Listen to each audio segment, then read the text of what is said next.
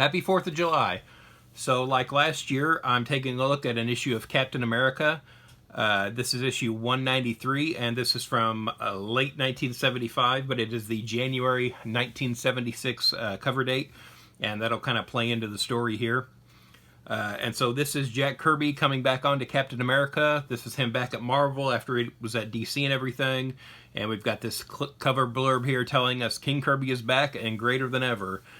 And we've got Madbomb. It can destroy the world. First off, I really like this cover. This is Captain America in sort of like a classic kind of Jack Kirby pose, and it's inked by John Romita. Again, that's not Junior, that's Senior. Junior's dad, you know, back when he was working on Spider-Man and that kind of thing. So we've got Captain America here, we've got the Falcon, and we've got like an angry mob and like a city on fire behind him here. Really good colors on this. You know, we've got the red, white, and blue Captain America, but then we've got the yellow background here. We've got nice primary, kind of classic superhero look. What more could you want from Kirby back in 1975? So this is my personal copy. So again, this isn't mint or anything, but you know, it's my good reading copy that I've got. If you had held a gun to my head, I would have said that this story is called The Madbomb. But as I'm reading here, the Madbomb is kind of the end of the opening caption here. And so I think technically the name of this story is Screamer in the Brain. But I feel like whenever somebody refers to this story, they call it Madbomb. So, I don't know, maybe this is a case where people have just sort of renamed the story on their own. Here we've got the credits. We've got Jack Kirby listed as writer, artist, and editor. And we've got Frank Giacoia as inker. So if you watched my last video, where I was looking at the first issue of Mighty Crusaders, Frank Giacoia was also the inker of that book. And again, I think I'm pronouncing his last name right, but I'm not 100%. And so we still have the little Stan Lee Presents blurb here. Stan Lee presents Captain America and Falcon. I wonder how Kirby felt about that. I don't know if that's documented anywhere, if he ever spoke to that. But again, you know, this was still sort of the era of Marvel where we have Stan Lee Presents in front of everything. I know some guys later on, like in the 90s, would take issue with that because Stan Lee wasn't really working on the books at that point. And so starting out here on the splash page, we've got this big, bold image of, you know, this giant mouth in the background kind of screaming, and Cap and Falcon sort of doubled over in pain here. Again, I feel like with modern comics, we've kind of lost the art of the splash page.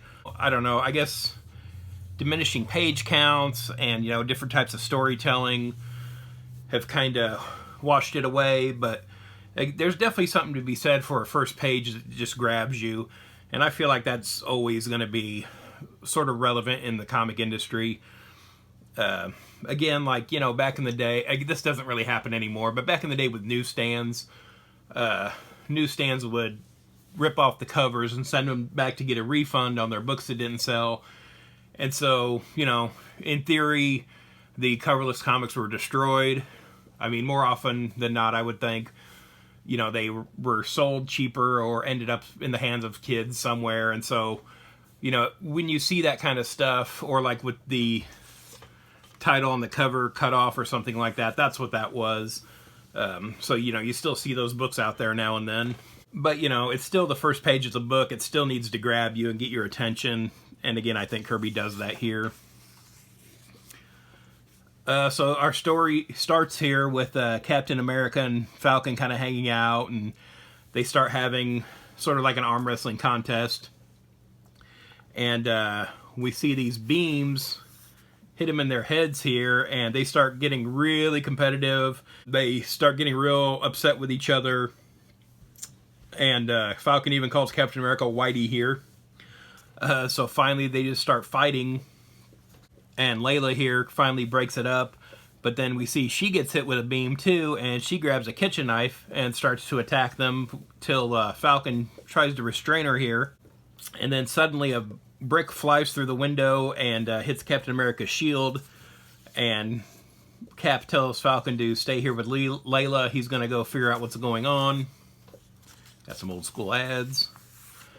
And then Cap goes out onto the fire escape here, and there's just sort of chaos in the streets. Everybody's fighting. somebody's got a gun here, kind of shooting off randomly. Again, I like this composition. I like the angles Kirby's going for here. I really like this panel here. Let's see if we can take a closer look at it here. So yeah, just the way the gun in the hand is in the foreground, the way the lettering of the sound effect works, the sort of breaking glass in the background, really kind of tells you all you need to know about this moment.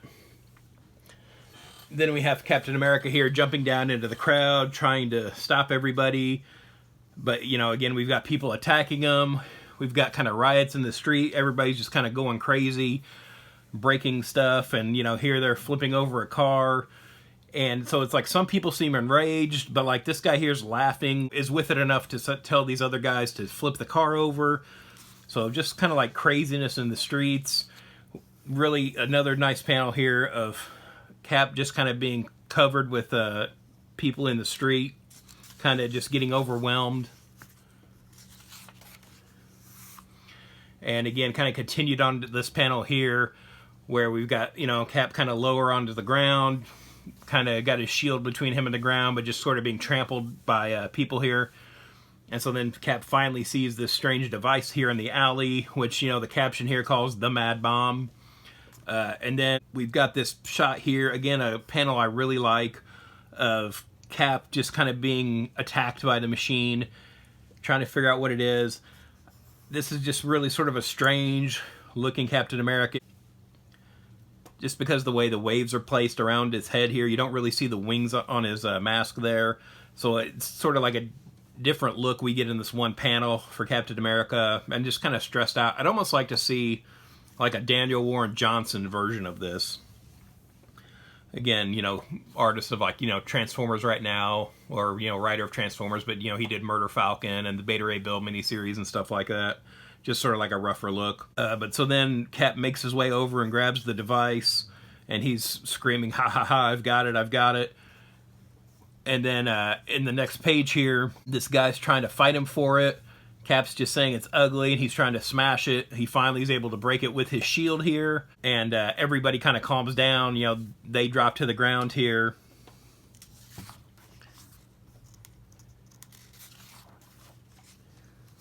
And then we've got this nice big splash page here of Cap just kind of surveying the damage. Again, a lot going on here. We've got the skyline in the background on fire. We've got cars on fire. People just laid out in the streets looking battered. Cap says he hasn't seen anything like this since World War II. The city's in complete shambles. Now over here, a giant sign starts to fall. It's been damaged. It's going to crush this old woman. Thankfully, Falcon flies up and grabs her before the sign crushes her. And Cap and Falcon are trying to talk about what's going on, trying to figure it out. And then this mysterious figure shows up here on the last panel. And he starts to explain to Captain America and Falcon about this device that's going on, that's affecting people, turning people crazy. It has some sort of like simulated human brain in it here. Let's see if we can get a better look at that on camera here. So yeah, you can see Kirby drawn sort of like a little mechanical design there in the brain of the device. And Captain America asks if he's a SHIELD agent, because how else would he know this kind of stuff? And it's interesting that the guy doesn't really answer him right away. But Cap kind of goes along, and him and Falcon get on this plane, and this guy takes him to Madbomb control. So these guys have seen these devices before. They're trying to figure out what's going on with all this. So they go to this, you know, military base, and Falcon is getting real suspicious of what's going on. And Cap says he's just sort of overreacting to the security, but here they're attacked with gas.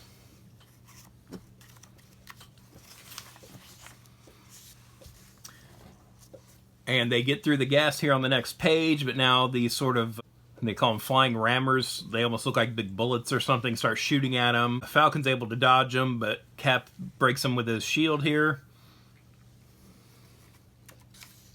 Yeah, we've got this little, looks like a quarter of a Marvel value stamp on the letters page here.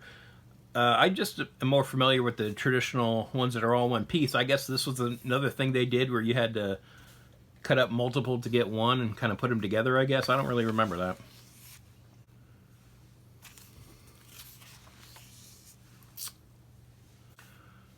So now they're trapped in this room, and the walls start closing in on them, and Cap is like, why is our government doing this to us? What's going on? And then finally he spies a little button on the floor he hits with his foot, and they are dropped down into another room. And so we've got a big reveal on this page here. It's Henry Kissinger. So yeah, Cap and Falcon meet Henry Kissinger in this issue. So yeah, he was Secretary of State back in the day, and Cap says they're gonna get some straight answers from him. Just real quick, I don't know if this was Kirby's call or who, but yeah, big mistake having this on the right-hand page, this big reveal. This definitely should have been, you know, swapped with an ad page or something, so that when you turn the page, there's the big reveal of Kissinger. Because as you're reading, you flip the page here and then you see it before you even get to that page. So again, that might just be whoever, laid out the book and that kind of thing. But see, you got two ad pages right here. You could have swapped them out. Yeah, so then Cap takes on some guards. And then Kissinger says down here, by golly, he's tossing the entire Verschlungener crew. I guess Kissinger read Mad Magazine back then. Not really sure.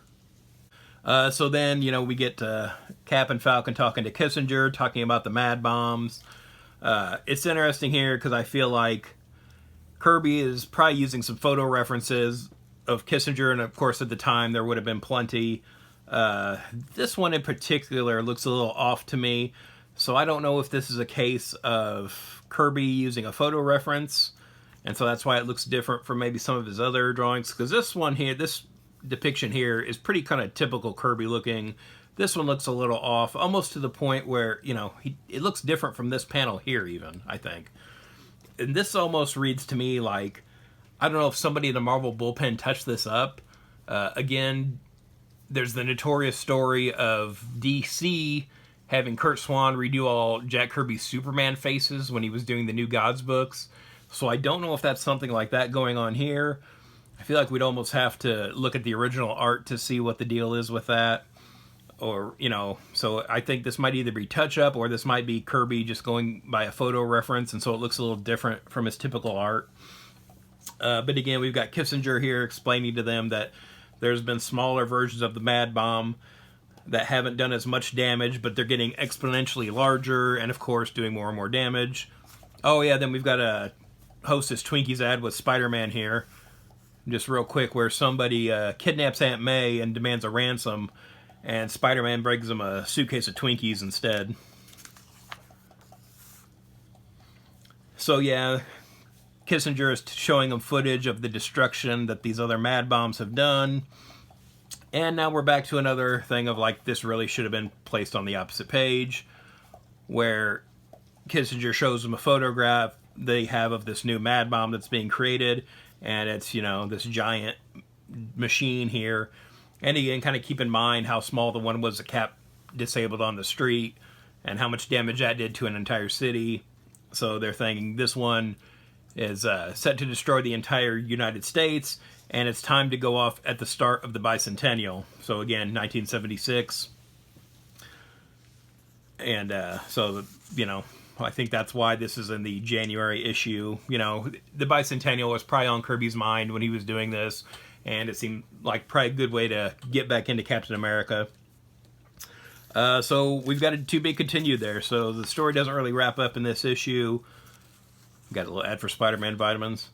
And we've got a back cover with Evel Knievel. So there, how much more American can this issue get, right? So we have an ad for the old school, well, not old school, not at the time, but Evel Knievel stunt cycle, and then some other toys they made back in the day. So that's the Madbomb issue of Captain America. I know this is on Marvel Unlimited if you want to read it, if you haven't.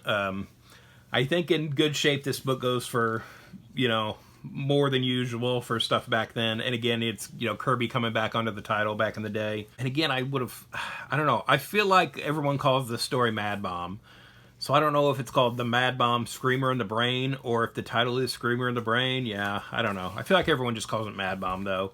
If you say Madbomb, people know what issue you're talking about. But yeah, so that's Kirby, Captain America, Henry Kissinger, go figure, who would have thought. Yeah. And, you know, dude lived to be 100, so it's not like it's that still sort of timely of a reference comparatively to other books from 1975.